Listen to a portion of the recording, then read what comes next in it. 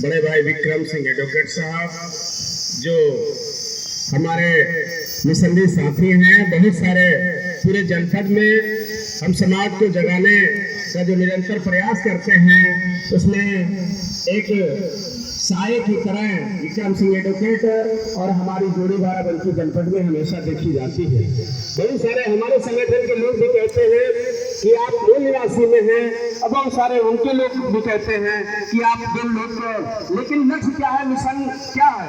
लक्ष्य है कि समाज को किसी न किसी तरह जगाया जाए, मुत्तहिद किया जाए, एक किया जाए, संगठित किया जाए, संघर्ष के लिए आंदोलित किया जाए। तरीके चाहे जो हों, वामन मेश्राम साहब और चौधरी विकास पटेल जी बाराबंकी जनपद में 2006 में बाराबंकी जनपद में आए, और उस समय से हमारी भी चौधरी विकास पटेल से मित्र संबंध रहे, और जगह जगह पर चौधरी विकास पटेल जी के कार्यक्रम को हमने लगवाने का भी जो है भरसक प्रयास किया। मैं उनका मुरीद हूँ, उनके विचारों का मुरीद हूँ, इसलिए मैं अपने को रोक नहीं पाता कोई भी कार्यक्रम हो, क्योंकि मैं संगठन में भी जवाब देने को तैयार रहता हूँ कि आपके पास टाइगर बेस्ड संगठन नहीं है, वामन मेश्राम के पास एक टाइगर बेस्ड संगठन है, और जो एक सही दिशा की ओर ले जाने का काम करने का काम कर रहे हैं, और जो व्यवस्थित तरीके से लड़ाई को लड़ने का काम कर रहे हैं। तो इसलिए हमको उनके साथ आकर के उनके आंदोलन को निरंतर मजबूत करने के काम करने की जरूरत है। आज ओबीसी की जात आदि जनगणना हो, चाहे ओबीसी का 52% हिस्सेदारी भागीदारी का मामला हो, चाहे 314 IAS की जो है परीक्षा क्वालिफाइड करने के बाद ट्रेनिंग कराने के बाद उनको ज्वाइनिंग न देने की बात हो, चाहे 69,000 शिक्षक भर्ती घोटाला में 17,000 ओबीसी समाज के लोगों को जो है शिक्षक से बाहर कर दिया जाता हो, और ओबीसी का जो प्रधानमंत्री है मूकदर्शक बना हुआ देखता रहता है। पहनाने के ऊपर जो है शारीरिक शोषण होता है, यौन उत्पीड़न होता है, और जिन पहलवानों को अपनी बहन बेटी कहता है, और उसके साथ उनको जो है दर दर भटकने के लिए काम किया जाता है। पुलिस के इशारे पर 500 हटाया जाता है, और जाट और जो है क्षेत्रीय कालजों को आमने सामने किया जाता है। अरे किसी महिला के साथ जब अत्याचार होता है तो जाट में धर्म में काटने का काम किया जाता है। NRC का जब मुद्दा आया तुमने हिंदू मुसलमान के नाम पर जोड़ने का काम किया, लेकिन जब NRC की जनगणना हुई, NRC का जो गणना हुई तो उसमें 14 लाख हिंदू थे, तो आपका पोल खुलने का काम किया। EVM के घोटाले होते हैं, कहीं कम वोट डाले जाते हैं, ज्यादा निकलते हैं, कहीं ज्यादा वोट डाले जाते हैं, कम निकलते हैं।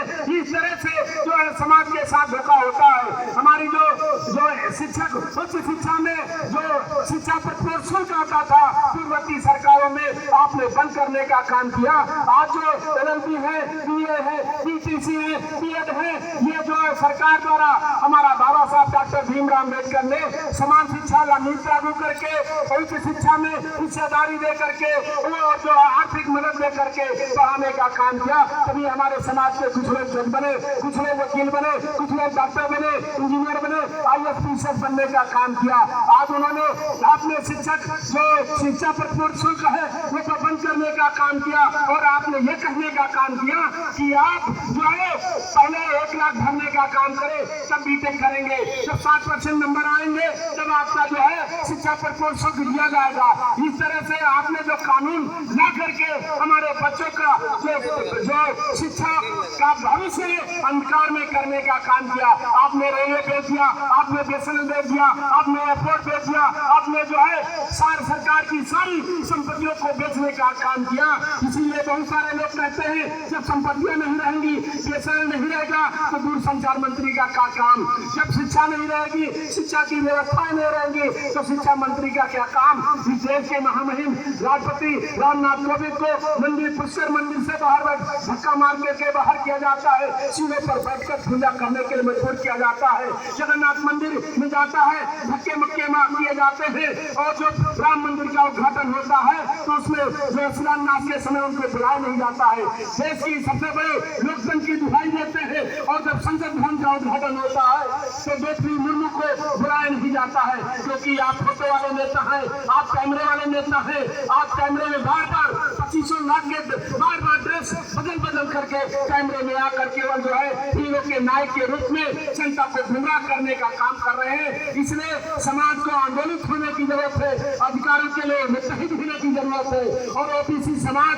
अगर नहीं जागा तो जो है दोबारा वो गुलाम हो जाएगी, उनकी जमीनें छिन जाएंगी, उनकी किसानी छिन जाएंगी, उनका रोजगार छिन जाएगा और ये देश दुनिया जैसे हजारों साल तक विदेशियों का गुलाम रहा, दोबारा गुलाम हो जाएगा। इसलिए इस गुलामी की आजादी के लिए आपको आंदोलित होना पड़ेगा, स्वामी विश्राम के आंदोलन में आना होगा और ईवीएम हटाओ और ईवीएम धंधा भेद करो और नहीं तो ईवीएम को हर बूथ पर तोड़ करो, तोड़ करके जो है इसका विरोध करना पड़ेगा। क्योंकि जो आपके नेता हैं, चाहे जो जिस स्तर के नेता हो, मैं किसी नेता का नाम नहीं लेना चाहता हूँ, लेकिन जब सीबीआई ईडी का जो डर आ जाता है, दरवाजे पे खड़े हो जाते हैं तो वो भी जो है भारतीय जनता पार्टी की वाहवाही में जुट जाते हैं। इसलिए आपको नेताओं से होशियार रहने की जरूरत है, क्योंकि आपकी जो है झरझोरी जमीन जा रही, आपकी संपत्ति जा रही, आपकी शिक्षा जा रही, आपकी हिस्सेदारी भागीदारी जा रही।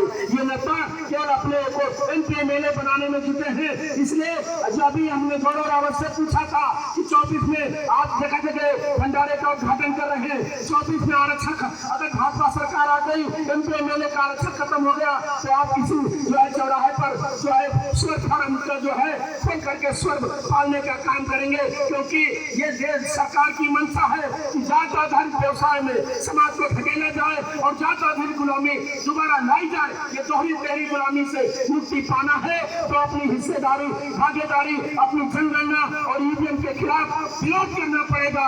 ये जनता नहीं उठी, क्योंकि जब भी आजादी मिली है तो जनता आंदोलित हुई है। इन बातों के साथ मैं अपनी वाणी को यहीं पर विराम देता हूँ। जय भीम, जय भारत, जय खुदा, जय निवासी।